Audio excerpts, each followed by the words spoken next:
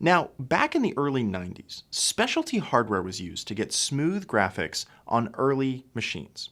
Things like the NES, Genesis, and Game Boy had custom hardware that was built into the form factor that was allowed you to draw tons and tons of tiles very quickly on modern screens.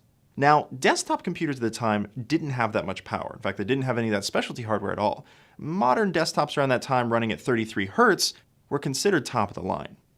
Now, one day, a young John Carmack made a demo called Dangerous Dave and Copyright Infringement, which actually showed off a Super Mario Bros. 3 level running at full 30 frames a second on desktop hardware.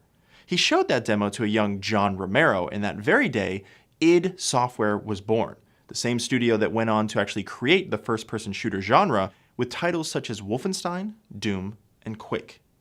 Now, the trick that Carmack realized to get the same performance from the specialty hardware on the desktop was actually an optimization.